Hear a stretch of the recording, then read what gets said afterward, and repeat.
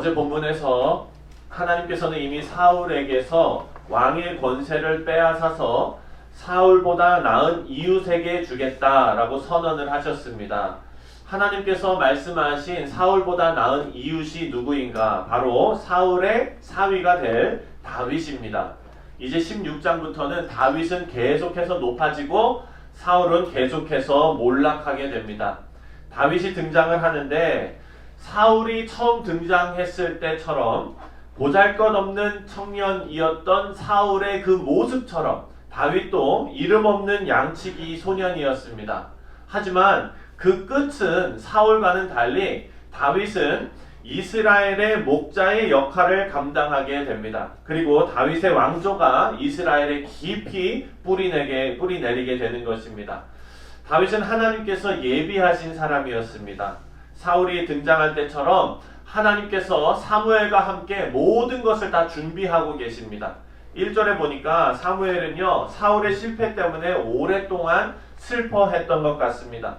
하나님께서는 슬퍼하고 있는 사무엘에게 언제까지 그렇게 슬퍼할 것이냐? 나는 지금 나의 계획대로 지금 진행하고 있다. 너도 빨리 쫓아와라. 이런 말씀인 것 같아요. 언제까지 그렇게 슬퍼하고 앉아있겠느냐? 기름을 가지고 베들레헴으로 가라 라고 명령하셨습니다. 여러분, 베들레헴은 잘 아시는 대로 보잘것없는 시골 마을입니다. 사울은 이스라엘의 북부 지역을 중심으로 크게 활동을 하고 있었고 베들레헴과는 좀 거리가 있는 것입니다. 그리고 베들레헴은 사무엘이 활동하던 지역하고도 조금 차이가 있습니다. 사무엘은 라마나 베델, 미스바 이런 데에서 이렇게 활동을 했지만 베들레헴은 자주 가는 곳이 아니었죠. 그래서 사무엘이 베들레헴으로 간다라는 소문이 돌면은 사람들이 아마 이상하게 생각할 거예요. 저 사람 거기 왜 가지? 네. 저 사람 거기 왜 갈까? 이런 거죠. 우리가 플러싱 간다 그러면 뭐 하러 가겠구나 이렇게 아는데 저 어디 뉴저지 간다 거기 왜 가셨지? 이럴 거 아니에요. 마찬가지로 베들레헴도 마찬가지였습니다. 그래서 사무엘이 좀 걱정을 했던 것 같아요. 지금 사울은 하나님께 버림받았지만 이스라엘의 정치적인 왕이었고 살아있는 권력이었습니다. 그리고 지금 사울은 사무엘을 좋게 생각하지 않는 그런 시기였습니다. 사무엘에게 왕을 세우기 위해서 베들레헴으로 간다는 것은 사울에게 있어서는 어찌 보면 반역이지요. 그렇기 때문에 사무엘이 베들레헴을 방문하는 것을 베들레헴 사람들, 특히 장로들이 반기지 않았습니다. 벌써 사무엘과 사울의 관계가 틀어졌다는 것을 온 이스라엘이 다 알고 있기 때문에 베들레헴 장로들의 입장에서는 이거 큰 일에 지금 우리가 휘말리겠구나 하고 걱정이 됐던 것입니다. 베들레헴 전체가 위험해진다고 생각했을 것입니다. 그래서 베들레헴 장로들이 사무엘이 베들레헴에 도착하자마자 이렇게 걱정을 질문으로 표현합니다. 4절 말씀입니다. 4절을 함께 읽겠습니다. 시작. 사무엘이 여호와의 말씀대로 행하여 베들레헴에 이르매 성읍 장로들이 떨며 그를 영접하여 이르되 평강을 위하여 오시나이까. 여러분, 장로들이 지금 사무엘을 보자마자 두려워 떨면서 평강을 위해서 오시나이까 이렇게 물어보는 거예요. 사무엘이 뭐라고 대답합니까? 평강을 위해서 왔다라고 말합니다. 여기에는 여러 가지 의미가 지금 포함되어져 있습니다. 여기에는 다윗 왕에 의해서 평강이 임하게 되고, 그리고 또 멀리는 다윗 왕국이 가리키는 예수님의 메시아 왕국이 온 인류에게 평강을 가져오게 된다라는 의미도 복합적으로 표현된 그런 말입니다. 사무엘이 베들레헴에서 제사를 드리고 다윗을 찾아서 기름 붓고 왕으로 세웠습니다. 이 제사에 참석한 장로들이나 그리고 사무엘이나 이새의 가족들이나 베들레헴 사람들은요, 그저 묵묵히 하나님께서 사무엘을 통해서 명령하신 일이 진행되는 것을 지켜보고만 있습니다.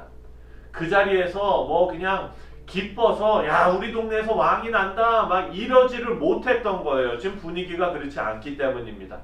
이렇게 기름 부음 받은 다윗은요, 비공식적으로 왕으로 기름 부음을 받게 되었습니다. 이제 이 다윗이 비공식적으로 이렇게 기름 부음을 받았는데 이제 어떤 역사의 무대의 전면에 나서야 될 계기가 필요한데 그 계기가 바로 사울이 정신적으로 지금 병을 앓고 있는 그 사건과 연결이 되어져 있습니다. 18절에 보니까요, 사울이 지금 정신적으로 크게 시달리고 있어요. 정신적으로 지금 병을 얻고 있습니다. 그랬더니 사울의 신하들이 사울에게 음악 치료를 권합니다. 18절 말씀을 함께 읽겠습니다. 18절 시작. 소년 중 한 사람이 대답하여 이르되 내가 베들레헴 사람 이새의 아들을 본즉 수금을 탈 줄 알고 용기와 무용과 구변이 있는 준수한 자라. 여호와께서 그와 함께 계시더이다 하더라. 아멘. 여러분, 사울은 지금 병을 앓고 있고요. 우리가 다 아는 대로 약은 누가 갖고 있습니까?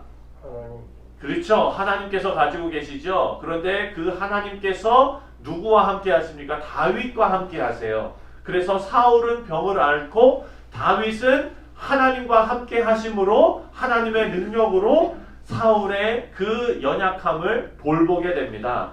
다윗이 수금으로 찬송을 하면은요, 사울이 회복했어요. 근데 여기 28절 말씀의 핵심은 뭐냐? 바로 여호와께서 그와 함께 계시더이다 입니다. 다윗이 찬양하는 것이 중요한 것이 아니라 하나님께서 다윗과 함께 하신다는 사실이 다윗을 특별하게 만드는 것입니다. 앞으로 우리가 계속해서 사무엘서를 묵상해 나갈 텐데요. 하나님께서 다윗과 함께 하신다. 이 말씀이 계속해서 반복이 됩니다. 우리 사랑하는 성도님들, 여러분의 인생에서도 하나님께서 여러분과 함께 하시는 스토리가 가득하시기를 주님의 이름으로 축원드립니다. 사울과 함께하는 이 소년이 어떻게, 여러분 한번 생각해 보세요.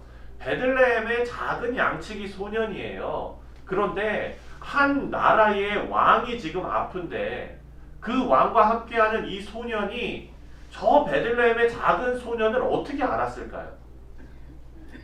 이거 되게 신기하지 않아요, 여러분? 어떤 유명한 그런 의원이 있다면은 저 사람 용합니다. 왕이시여, 저 사람 데려다가 한번 치료 받아보십시오. 이렇게 할 텐데 그게 아니라 시골 마을의 양치기 소년이래요. 그런데 그 사람이 어떻답니까? 그 사람은 준수하고 여호와께서 그와 함께 계시더이다 라고 말합니다. 사랑하는 성도님들, 이게 이 오늘 본문 말씀의 키입니다. 우리 인생에서도 마찬가지로 하나님께서 우리와 함께 하시는 삶은요, 숨길 수 없는 삶입니다. 하나님께서 함께 하시는 인생은 성령의 역사하심으로 열매가 맺어지기 때문입니다. 우리 가운데 하나님의 함께 하심의 스토리가 쓰여진다는 것은 우리의 삶에 계속해서 하나님의 열매가 나타나고 우리의 삶에 계속해서 간증거리가 나타나는 거예요. 다른 사람이 보았을 때, 야, 하나님과 함께 하시는 사람은 저렇게 다르구나 라는 것이 느껴지는 겁니다. 그런데 우리가 그런 것을 생각할 때마다 그리스도인들이 하나님과 함께하는 것이 드러나는 일은 어떤 것이냐? 바로 내가 어려움에 처했었는데 기도했더니 하나님께서 내 사업을 다시 일으켜 주시고 병이 낫고 뭐 이런 초월적인 것을 생각할 때가 참 많습니다. 그런데 여러분, 하나님께서 우리와 함께 하시는 그 인생이 드러나는 그 일은요, 항상 초월적인 일만 나타나는 것은 아닙니다.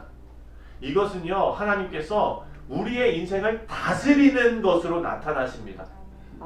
제 신학교 때 우리 구약학을 가르쳤던 선생님이 계세요. 그 선생님은 참 무서운 선생님이었어요. 무서운 선생님이고요. 그 F도 잘 주고요. 신학교에서 다른 학교에서 F 주는 거는 좀 그렇다 해도 신학교에서 그 목회자 되겠다고 온 그 사람들한테 F를 팍팍 주는 그 선생님, 아무튼 너무 무서운 선생님이에요. 그런데 그 선생님이 성격도 좀 아주 그냥 날카롭고 무섭고 막 이런데요.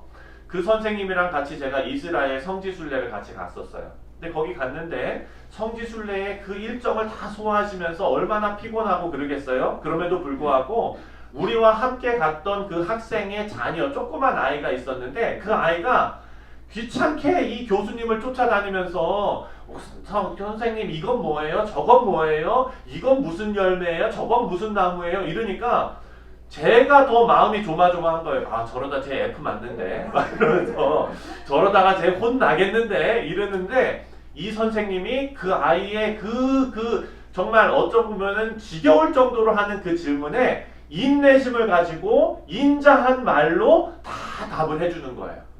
제가 그 모습을 보면서 말씀이 이기는구나. 말씀이 성품을 이기는구나. 라는 것을 다시 한번 깨달았습니다. 그것은요, 저 혼자만 깨달은 것이 아니라 우리와 함께 했던 모든 사람들, 이 교수님을 아는 모든 사람들이 함께 느꼈던 거예요. 그래서 여러분, 우리가 예수 믿고 뉴욕 성실 장로교회에서 말씀으로 다스림 받고 그렇게 신앙생활하는 사람들은 참 다르다. 저 사람들은 참 신실하다. 저 사람들은 참 성품이 좋다. 참 진실하다. 거짓이 없다. 여러분 이런 모습으로 우리가 세상 사람들과 다른 말씀에 다스리는 사람들이 다스려지는 사람들이 어떻게 다른가를 증명해내는 우리가 되기를 주님의 이름으로 축원드립니다. 그래서 우리 사랑하는 성도님들의 인생에서도 하나님과 동행하는 영광스러운 길을 우리가 걸어가시고 또 그 길 가운데 하나님께서 함께 하시는 귀하고 복된 우리 인생들 다 되시기를 주님의 이름으로 축원드립니다.